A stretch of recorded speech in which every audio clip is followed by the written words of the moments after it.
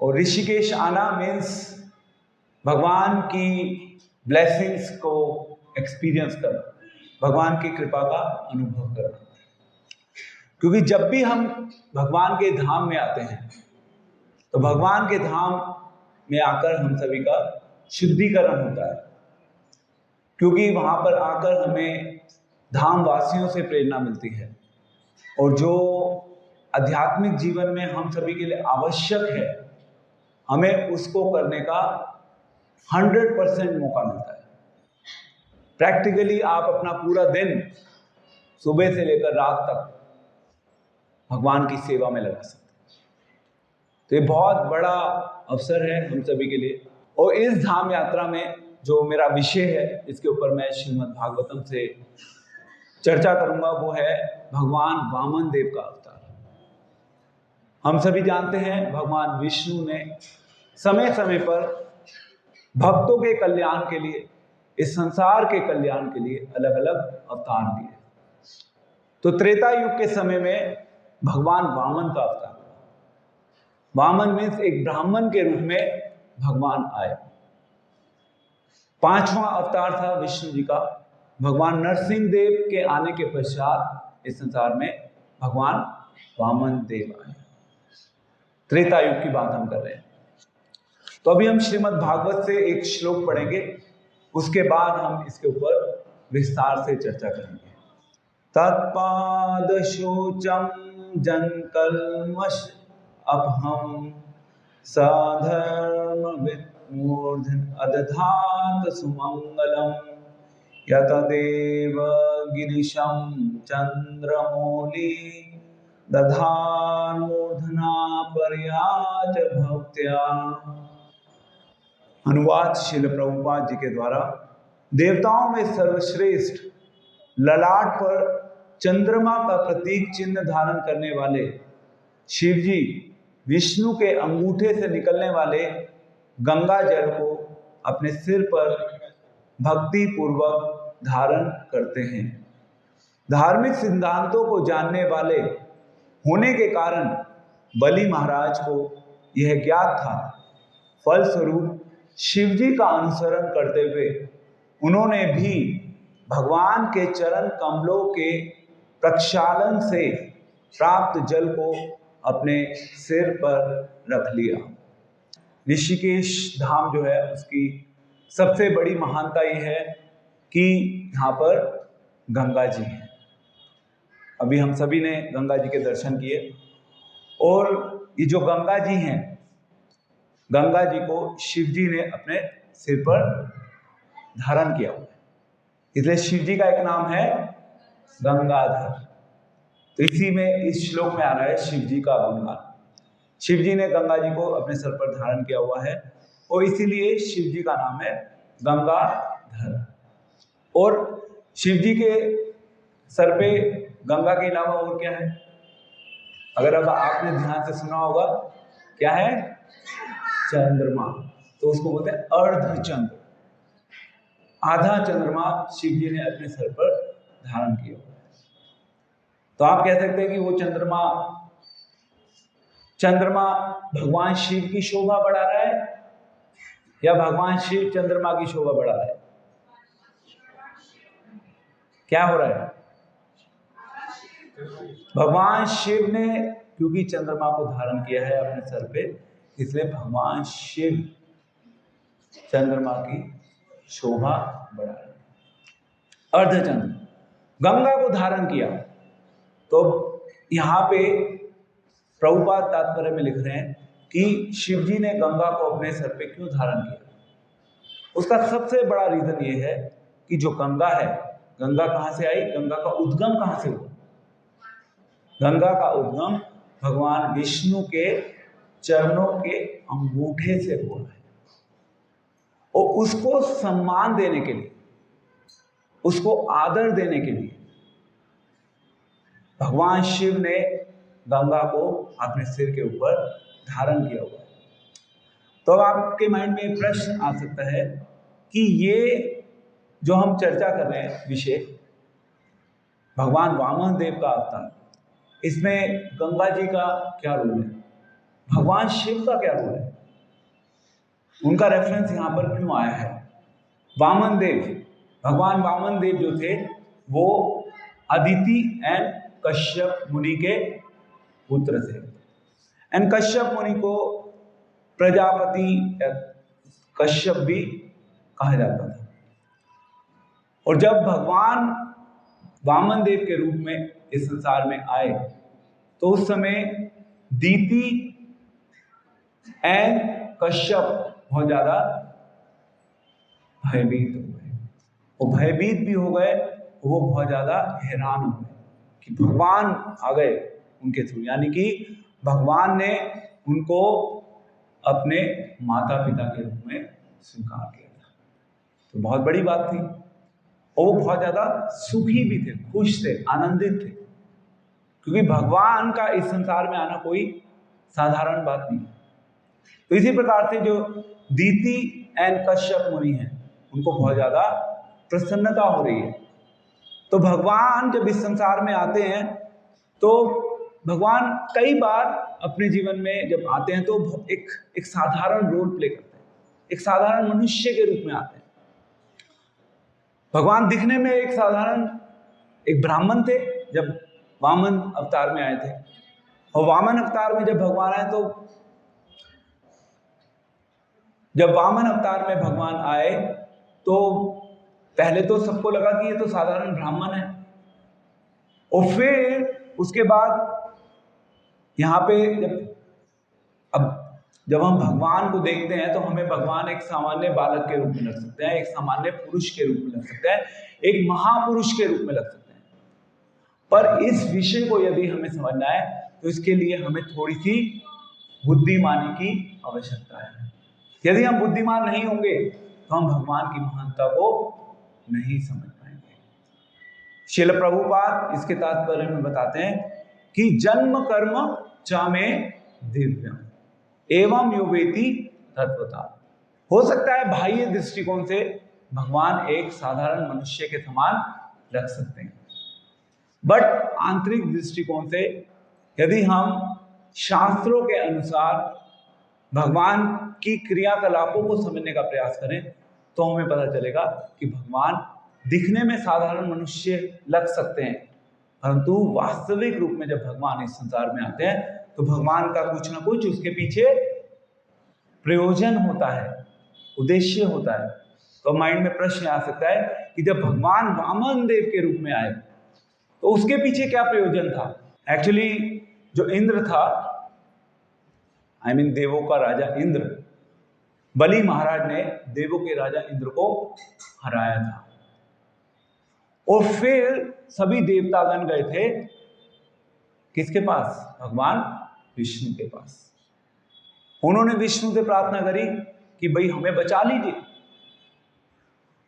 अब भगवान विष्णु तो हमेशा अपने भक्तों की रक्षा करने के लिए तैयार रहते हैं। तो ये बाह्य कारण हो गया कि भाई देवता लोग गए और इंद्र को बचाने के लिए, इंद्र का शासन बचाने के लिए इस प्रकार से भगवान वामन देव के रूप में आए। इसका एक दूसरा कारण भी है, भगवान इस संसार के लोगों के ऊपर कृपा करते हैं, भगवान अपने भक्तों के ऊपर कृपा करते हैं, और भगवान बलि महाराज के ऊपर कृपा करना चाहते हैं। क्योंकि भगवान आए किस रूप में थे?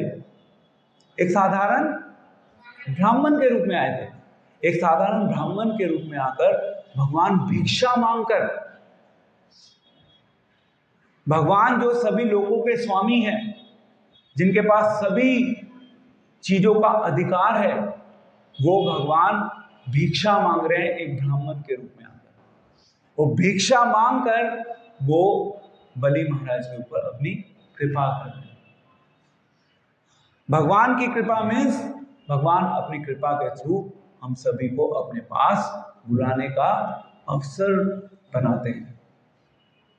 ये सब एक्सटर्नल रीजंस हैं, देवताओं को हेल्प करने के लिए, या हम कह सकते हैं कि बलि का घमंड दूर करने के लिए। घमंड ठीक है, घमंड तो तोड़ा ही बलि का, पर उससे ज्यादा महत्वपूर्ण है कि बलि महाराज को शुद्ध भक्ति करने का अवसर प्रदान करने के लिए। देखिए शिव जी भी महाजन है, बलि महाराज भी महाजन है। हमारे टोटल 12 महाजन हैं। उन 12 महाजनों में से एक महाजन है भगवान शिव और दूसरे महाजन है बलि महाराज। और भगवान एक सामान्य बालक के रूप में जरूर आए और भगवान अपनी क्रियाएं एक सामान्य बालक के रूप में करते हैं, परंतु उसके पीछे का प्रयोजन बहुत गंभीर होता है। भगवान कुछ स्पेशल मिशन को पूरा करने के लिए आते हैं।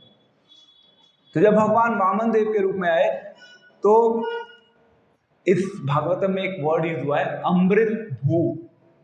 अमृत भू, अमृत भू शब्द का अर्थ है कि भगवान एक सामान्य बालक के रूप में आए। और जब सामान्य बालक के रूप में आए तो भगवान के पास क्या क्या था? 3 चीजें थी, कमंडल, दंड जिसको लाठी बोल सकते हैं, और तीसरा है छाता। 3 चीजें लेके आए थे, मतलब उनको मिली थी भेंट के रूप में जब वो ब्राह्मण बन गए थे। क्योंकि पहले जब आए थे वामन देव के रूप में भगवान, तो वो भगवान तो चतुर्भुज रूप में आते हैं ना, शंख चक्र गदा पद्म धारण करके, पीतांबर वस्त्र के साथ, ये सब धारण करके आए थे। बट देन भगवान ने अपने आप को एक सामान्य बालक के रूप में परिवर्तित कर दिया और फिर ब्राह्मण बन के उन्होंने अपना मिशन शुरू किया। भगवान हालांकि एक साधारण बालक के रूप में आते हैं, बट भगवान का प्रयोजन जो होता है वो बहुत गंभीर होता है। और जब इस प्रकार से दीति एवं कश्यप के पुत्र के रूप में आए भगवान, तो उनके सुख की सीमा नहीं रही। और जब भगवान इस संसार में आते हैं तो सब जगह केवल क्या होता है? मंगल ही मंगल होता है, सभी जगह मंगल होता है।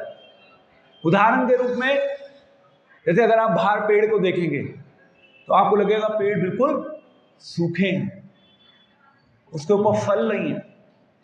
जब भगवान आते हैं तो वो पेड़ फलों से लद जाते हैं, हरे भरे हो जाते हैं। पशु पक्षी उन सभी की लाइफ एक नई लाइफ में परिवर्तित है, उनको एक नया जीवन मिल जाता है। तो सब जगह कल्याण ही कल्याण होता है। चाहे आप चैतन्य महाप्रभु जब आए उस समय की बात कर लीजिए, चाहे जब भगवान कृष्ण आए उस समय की भी बात करें, और जब भगवान राम आए तो हमेशा ऐसा ही है। तो इसी प्रकार से जब भगवान वामन देव के रूप में आए तो सब जगह केवल मंगल ही मंगल। इसी प्रकार से भगवान जब भक्तों के जीवन में प्रवेश करते हैं तो भक्तों के जीवन में अपने आप मंगल ही मंगल होता है। यदि आपके जीवन में आपके आसपास केवल अमंगल होते हैं तो इसका क्या अर्थ है? भगवान अभी आपसे बहुत, ऐसा होता है ना, कई बार हम सब अपनी लाइफ को कोसते रहते हैं, हम अपनी लाइफ से परेशान रहते हैं, दुखी रहते हैं, और हम ये सोचते रहते हैं कि मेरे ही जीवन में ऐसा क्यों होता है, भगवान मेरे साथ ही ऐसा क्यों करते हैं। इसका मतलब जीवन में अलग अलग प्रकार के अमंगलों से हम लोग घिरे हुए। अमंगल होना मीन्स अभी हम भगवान के निकट नहीं है, अभी हम भगवान से बहुत दूर हैं। तो भगवान के पास आना है, तो भगवान के धाम में आना मीन्स भगवान हम सभी को अपने पास बुलाने का एक अवसर प्रदान करते हैं। तो इस प्रकार से जब एक्चुअली दीति नहीं, वो अदिति हैं, अदिति एवं कश्यप। वो जो अदिति हैं एवं कश्यप, अब जब पहले के समय में ना अलग अलग संस्कार होते थे। जब एक बच्चा इस संसार में आता था तो अलग अलग संस्कार होते थे। उन संस्कारों में एक संस्कार का नाम है जात संस्कार, जिसमें बच्चे के शुरू से ही अलग अलग जो रिचुअल्स होते हैं, अलग अलग वैदिक सेरेमनीज, उन सेरेमनीज को परफॉर्म किया जाता है। तो कश्यप मुनि क्योंकि खुद ही प्रजापति थे, तो कश्यप मुनि ने स्वयं अपने पुत्र के जो अलग अलग संस्कार थे उन संस्कारों को किया। तो फिर वो ब्राह्मण के रूप में उनको उनको अपना मिशन शुरू करना था वामन देव के रूप में। तो उनको ये जो अभी 3 चीजें बताई थी हमने, यस, फर्स्ट कमंडल, सेकंड छाता, तीसरा दंड मीन्स लाठी। इससे सब बच्चों की पिटाई होती है, बच्चों को इसलिए पता है। तो इस प्रकार से अब ब्राह्मण है तो ब्राह्मण का सबसे बड़ा धर्म क्या होता है? ब्राह्मण के वैसे 6 मुख्य धर्म है। दान लेना, दान देना, दूसरा है शिक्षा लेना एंड शिक्षा देना, 2 + 2 4 हो गए, एंड तीसरा है यज्ञ करना एवं यज्ञ करवाना। ये 6 मुख्य कार्य हैं ब्राह्मण के। अब बलि महाराज का कल्याण यदि भगवान को करना था तो उसके लिए धन से तो काम चलेगा नहीं, है ना। मतलब बलि महाराज को धन तो देने की कोई आवश्यकता नहीं थी, वो तो खुद ही महाराज है। बलि महाराज किसकी फैमिली से थे? भक्त प्रहलाद। तो नरसिंह देव भगवान भी आए थे अपने भक्त प्रहलाद की रक्षा करने के लिए। उसी लीनिएज में फर्दर आगे बलि महाराज, और फिर यहाँ पर वहां पे नरसिंह देव भगवान आए, यहाँ पे वामन अवतार। तो इस प्रकार से ये श्रृंखला चल रही थी। और क्योंकि पैसे की भगवान को कोई आवश्यकता थी नहीं, भगवान भिक्षा मांगना भगवान ने सोचा कि ये उचित होगा, क्योंकि उस समय बलि महाराज क्या कर रहे थे? बलि महाराज एक यज्ञ संपन्न कर रहे थे, और जब वो यज्ञ संपन्न कर रहे थे उस समय उस यज्ञ में स्वयं भगवान पहुंच गए, ब्राह्मण के रूप में पहुंच गए। और ब्राह्मण के रूप में जब भगवान पहुंचे, उनका तेज सबको बहुत ज्यादा प्रभावित करने लगा। भगवान अलग से ही चमक रहे थे और सब लोग भगवान की ब्यूटी को देखकर बहुत ज्यादा मोहित हो गए। और फिर जब बलि महाराज, तो क्योंकि बलि महाराज इनफैक्ट दोनों ही रोल प्ले कर रहे हैं। बलि महाराज एक भक्त भी हैं और दूसरी तरफ वो क्या है? यजमान भी हैं, और क्या है? असुर भी हैं। भक्त भी हैं और साथ साथ असुर भी हैं। उनको धार्मिक सिद्धांतों का पता तो है, परंतु अभी वो शुद्ध भक्ति में पूर्ण रूप से परिपक्व नहीं है। अगर वो शुद्ध भक्ति में परिपक्व होते तो फिर भगवान को आने की कोई आवश्यकता नहीं होती उनके कल्याण के लिए। तो भगवान आए इसलिए क्योंकि वो शुद्ध भक्ति में परिपक्व नहीं थे। तो भक्ति भी अलग अलग प्रकार की होती है। एक होती है संसारिक भक्ति, जिसको हम बोलते हैं लौकिक भक्ति। लौकिक भक्ति में क्या चलता है? थोड़ा भोग, थोड़ा योग, थोड़ी मस्ती, थोड़ी तपस्या। आज कहीं पार्टी है तो डांस कर लेंगे, कल कहीं कीर्तन है तो कीर्तन में भी डांस कर लेंगे, है ना। जहां जैसी सिचुएशन है उसके अकॉर्डिंग अपने आप को ढाल लो। तो ये होते हैं मिक्स डिवोटीज। उनके जीवन में जैसा अवसर उनको मिलता है वो अपने उस अवसर के अकॉर्डिंग अपने रंग को बदल लेते हैं। इसको बोलते हैं आधी पौनी भक्ति। आधी पौनी भक्ति से काम चलता नहीं है। जो आधी पौनी भक्ति में लगे हुए हैं उनको थोड़ा सा जागने की आवश्यकता है। जीवन ऐसे ही निकलता जा रहा है। 5 साल हो गए, 10 साल हो गए, 15 साल हो गए। आधी पौनी भक्ति करनी है तो सभी लोग कर रहे हैं। भगवान आप लोगों को शुद्ध भक्ति करने का अवसर दे रहे हैं। दुर्लभ मानव जन्मा लभिया संसारे, कृष्ण ना भजिनो दुख कहीं वो कहां रे। बहुत मुश्किल से मनुष्य जीवन मिला है। आधी पौनी भक्ति करके काम नहीं चलेगा। हृदय में हमेशा इस चीज की गलानी होनी चाहिए कि कृष्ण ना भजिनु दुख, क्योंकि मैं कृष्ण का भजन नहीं कर रहा हूं, इस चीज का मेरे जीवन में मुझे सबसे बड़ा दुख है। और मैं इस दुख की व्यथा को किसको बताऊं?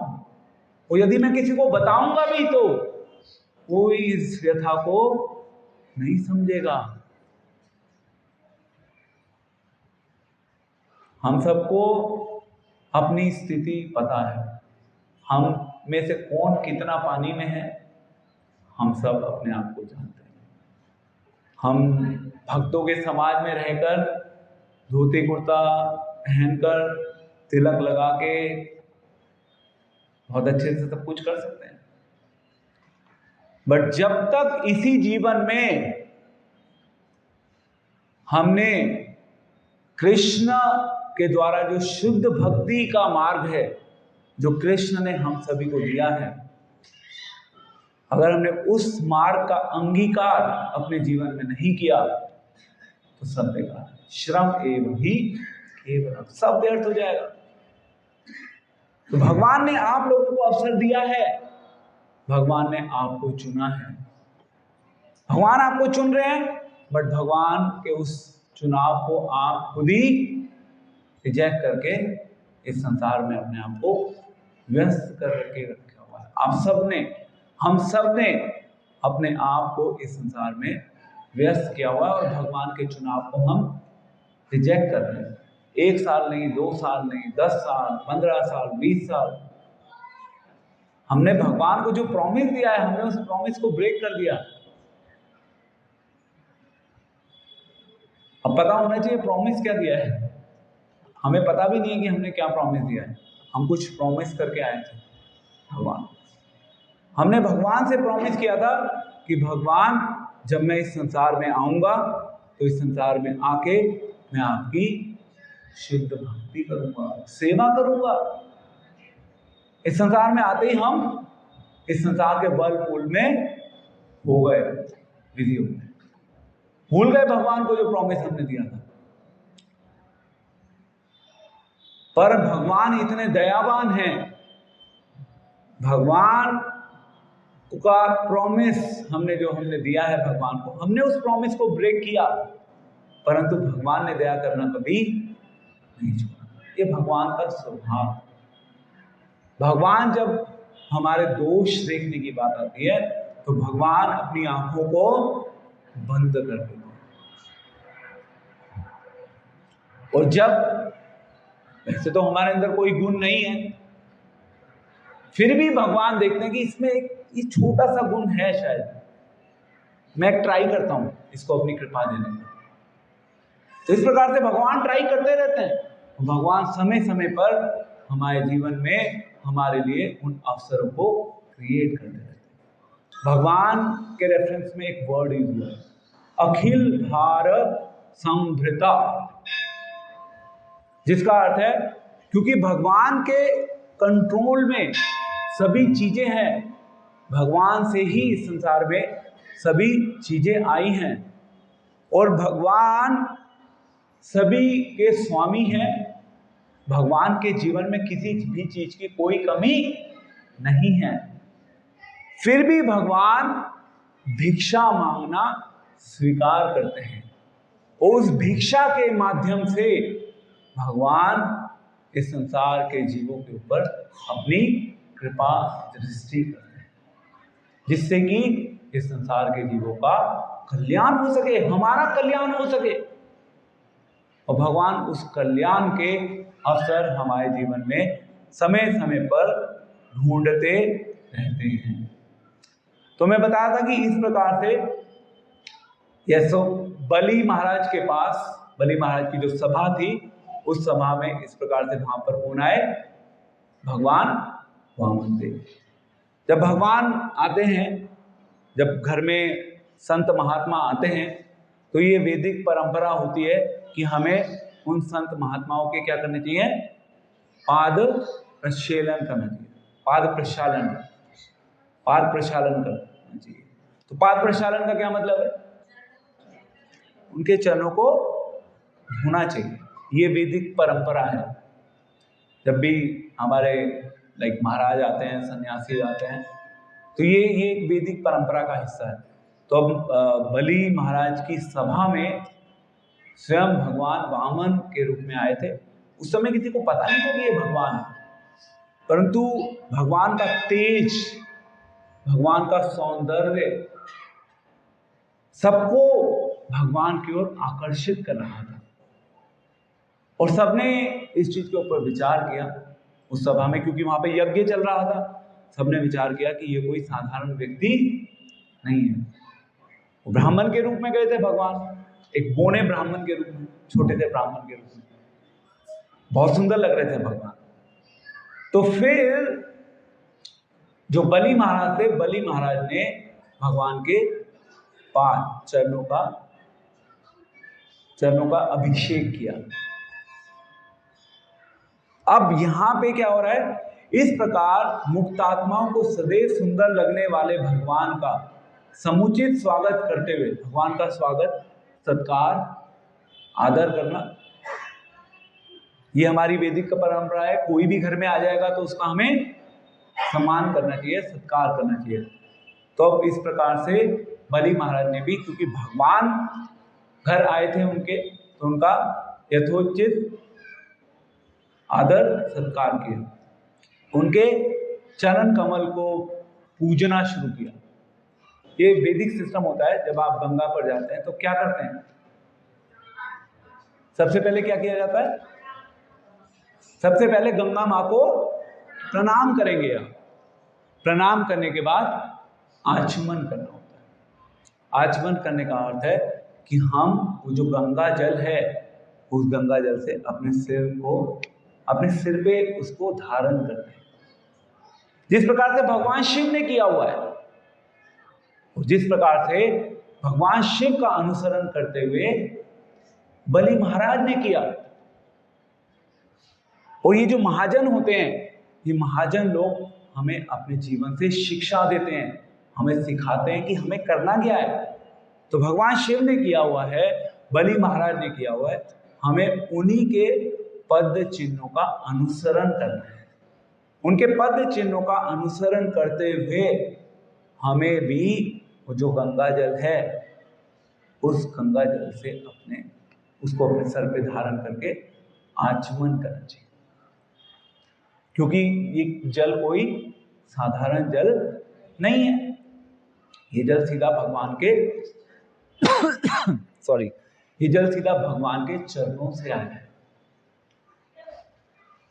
भगवान के चरणों से आया है। उस जल को आदर एवं सम्मान के रूप में शिव जी ने अपने सिर पे धारण किया। हमारे माइंड में हम कह सकते हैं कि ओके, भगवान शिव ने इसलिए धारण किया, नहीं तो पूरी पृथ्वी पानी से भर जाती ना, ऐसे ही बोलते हैं, इसलिए वो धारण करना जरूरी। वो सब एक्सटर्नल है, बाह्य कारण हो सकता है वो, बट उस बाह्य कारण के पीछे एक दूसरा कारण छुपा हुआ है। हमें चीजों की गहराई में जाना चाहिए। केवल बाहर क्या चल रहा है वो बहुत ज्यादा महत्वपूर्ण नहीं होता। अंदर जाओ, अपने जीवन के अंदर जाने का प्रयास करो। बाहर तो हरिनाम संकीर्तन होता है ना। अभी हम सब ने हरिनाम संकीर्तन किया, हम सब यहाँ पर संकीर्तन करके आए। बहुत से लोग थे, रास्ते में आए, बहुत से लोगों ने संकीर्तन में भाग लिया। वो बाह्य संकीर्तन, आंतरिक संकीर्तन भी करना होगा। जब बाह्य सही ढंग से होगा तो अपने आप धीरे धीरे धीरे हमारा अंदर जो संकीर्तन है वो अंदर वाला संकीर्तन चलना शुरू होगा। तो आध्यात्मिक जीवन में दो पहलू होते हैं। कुछ लोग होते हैं केवल बाहर के आवरण को देखकर ही कहते हैं बस बहुत है, प्रभु जी बहुत बता दिया आपने, हमारे जीवन में इतना ही था, हमारे लिए इस लाइफ में हम अपने लिए इतना ही लिखवा के लाए, इससे ज्यादा परेशान मत करो हमें, हम इससे ज्यादा नहीं कर सकते। आप ज्यादा छेड़ोगे हमें तो हम छोड़ के चले जाएंगे आपको। तो उन्होंने अपने आप को एक सीमा में बांध दिया है, वो उससे आगे बढ़ना नहीं चाहते। भगवान के लिए कोई सीमा नहीं, क्योंकि भगवान क्या है? भगवान असीमित है। भगवान को किसी तराजू में नहीं तोला जा सकता। आप देख लीजिए ना, जब बलि महाराज के सामने भगवान आए थे, एक छोटे से ब्राह्मण के रूप में ही तो आए थे,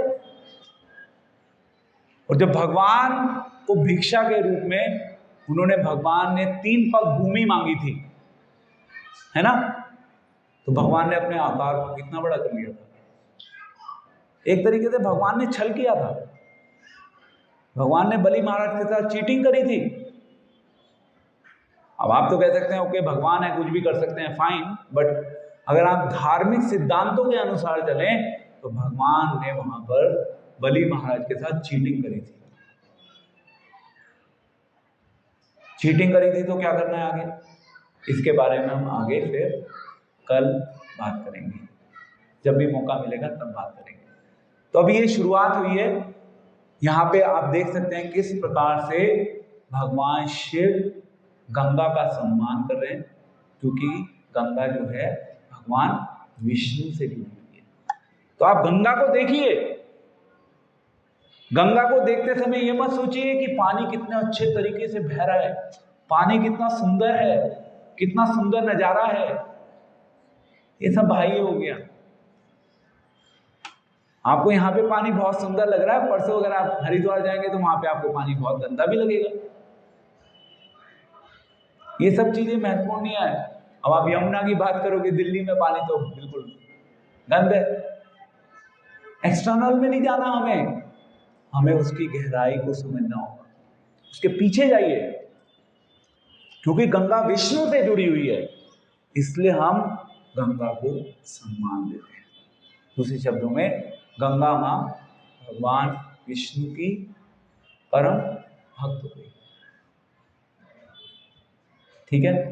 शिव जी ने वो सम्मान दिया है, बलि महाराज ने शिव जी के पद चिन्हों के ऊपर चलते हुए बलि महाराज ने वो सम्मान दिया है, और हमें भी उसी सम्मान को अपने हृदय में विकसित करना है। गंगा की शुद्धता को नहीं मापना, ठीक है। हरे कृष्णा कृष्ण कृष्ण हरे हरे, हरे राम राम राम